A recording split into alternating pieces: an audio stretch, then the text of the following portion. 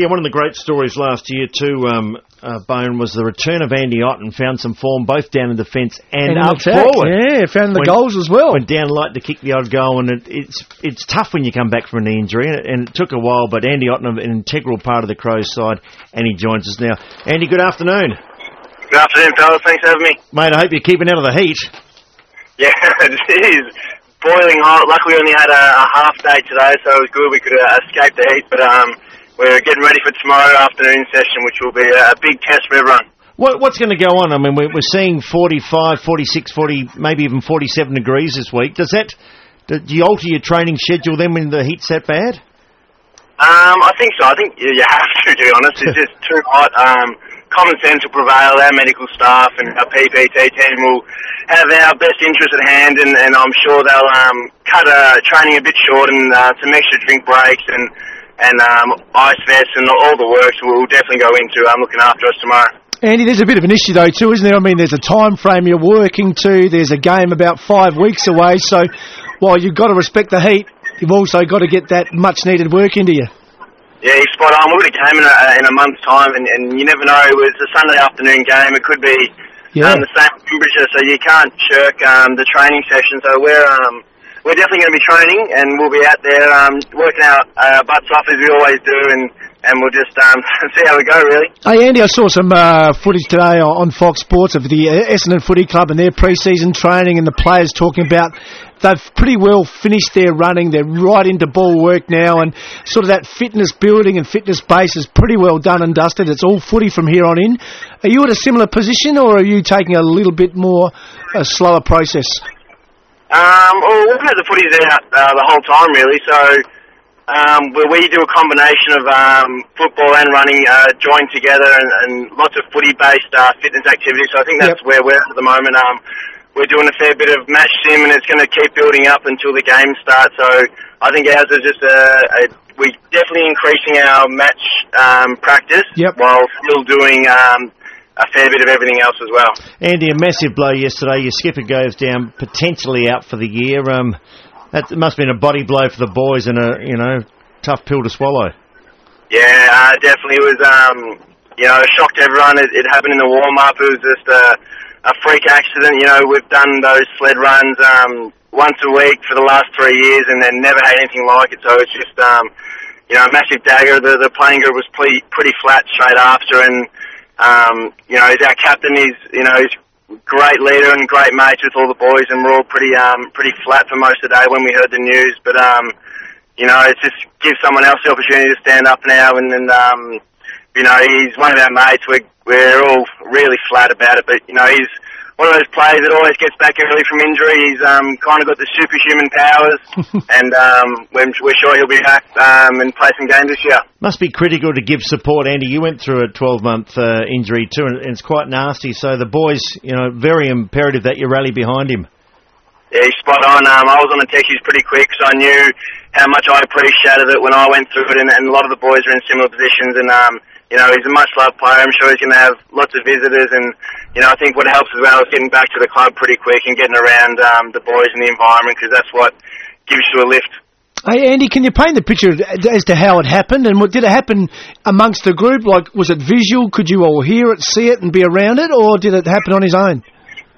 No, we're just warming up, and we do these sled runs as part of our drills, and like I said, we've been doing them for 3 years now, and so everyone saw it, but we weren't sure what happened.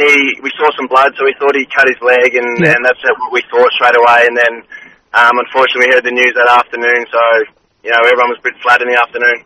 It runs the risk of being a distraction. It sounds like a harsh word to say, because it's, as you said, it's your captain, it's a teammate, he's a friend, you want him part of it and you want him with you. So, while not being disrespectful to that, it does run the risk of just derailing you for a day, 2 days or a week or so. It's a really critical time for your footy club, and you've really got to get back on the bike straight away, don't you?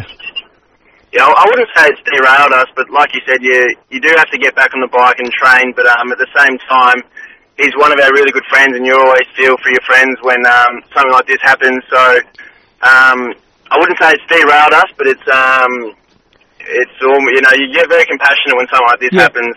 But I'm pretty certain he'll be back hopefully by the end of the year, just because I know how hard he trains, and he's going to do everything in his power to get the edge in his recovery, and that's the kind of person he is. Speaking with Crows defender Andy Otten, on the flip side and on the positive news, Tex Walker, Brent Riley and Josh Jenkins all on the comeback trails. Yeah, definitely. Josh has been full training now, and Brent's not too far away. He's progressed pretty quickly the last month and a bit with his shoulder. And Tex, you've seen him in lots of photos every time the camera's around. He's looking $1 million, and he's just itching to get into some contact work. But at the same time, they're not going to rush him. They're sticking to their plan pretty clearly, and it's all about how Tex feels, to be honest. It's not about timelines anymore. It's how he feels, and when he's ready to take the next step, then that's when it'll happen. Andy, what has Eddie Betts and Pods Adelaide brought to the table? Oh, Eddie's just a bundle of energy. He's always bouncing around, and he's been really great. A lot of ideas as well. He's such a powerful presence at training for such a small man. And just watching the vision when you go back and watch it, is at the front of every pack, so you really do see why he's such a good crummer and such a prolific goal scorer. And Pods has been great. He's really vocal as well. Like he's definitely a leader straight away. Been a successful club, so we're always leaning on him for some ideas and how they went about things to be the successful team that they were at their era. But he's much a part of the Crows now and wants us to build into a premiership force. Some new faces at the club, some old faces still there. And as for yourself, Andy, tell us about your pre-season, because it's probably an important one for you.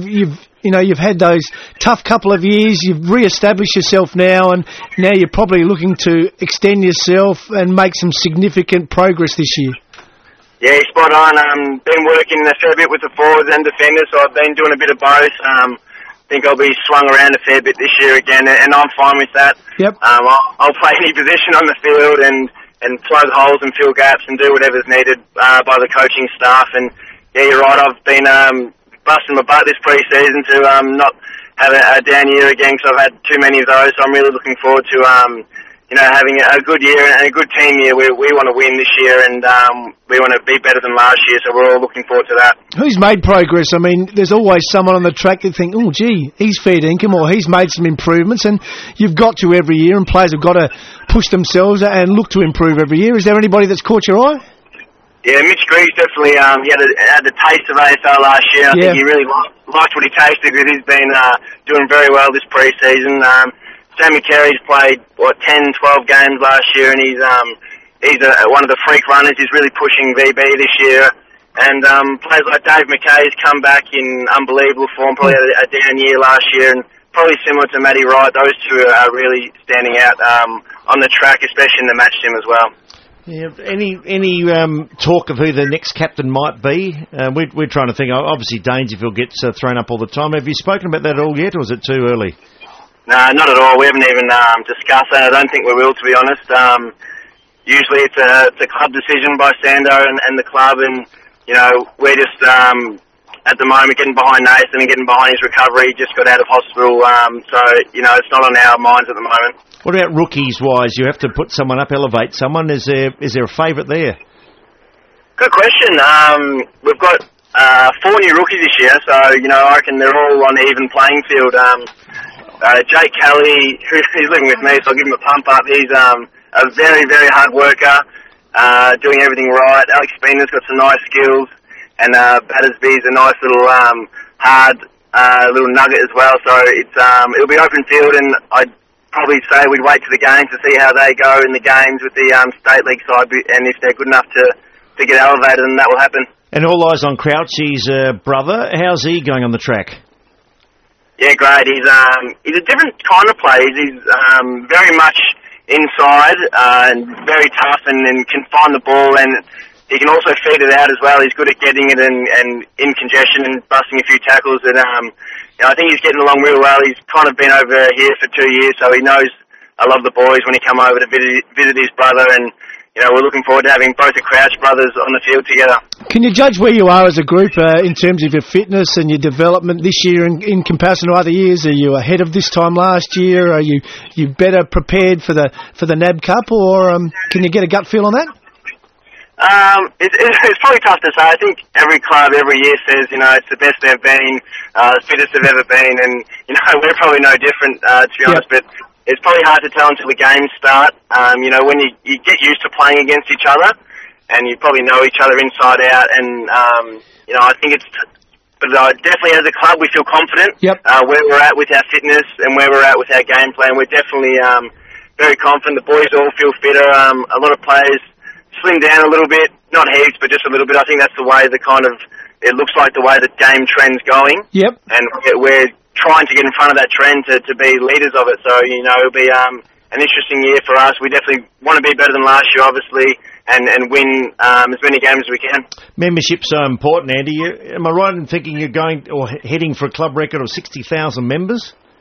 Yeah, we're aiming for 60,000 members this year. I think we're on about 45,000 at the moment, which is a great effort by the guys at the club and the admin building. And, we think we can get there. We're at Adelaide Oval this year. It's massively exciting. It's beyond words how excited all the boys are to get there and play. I think most of us were there for the cricket test, and we just kept saying, geez, how good it's going to be when we run out there in the new year. And, so if you're not on board yet, get on board. I think it's 19thman.com.au or ring the club up. We need as many as we can this year, and you wouldn't want to miss out at Adelaide Oval, that's for sure. Hey, Andy, before we let you go, Mick Byrne's taken over down there as the goal-kicking coach, and given you're the swing man and you're spending a little bit of time up forward and down back. Have you been working on your goal-kicking with Mick? Yeah, definitely. He's come down a few times and given us all a few pointers. It's good how he doesn't want you to change your whole style, just a few key points he's really working on, and definitely helped me. It's definitely an improvement, an area I've got to improve on, and that's pretty obvious, I think. But working towards that, and he's been great, actually. Has he? Oh, fantastic. Good luck to you, fella. No worries. Thanks for having me, guys. And send our regards to VB too, Andy. No worries, we'll do. Yeah, Andy Otten and swingman last year. Swingman, a little bit forward, a little bit back, up and down. And I thought he was fantastic up forward because he doesn't quite look like a forward, but he gets in the way. He works across the ground really well. He doesn't go up and down the oval, but he works across the ground really well. Just drops into holes, takes marks, finishes nicely, and just started to improve his game. He's got a nice game, a really nice game that the Crows have missed.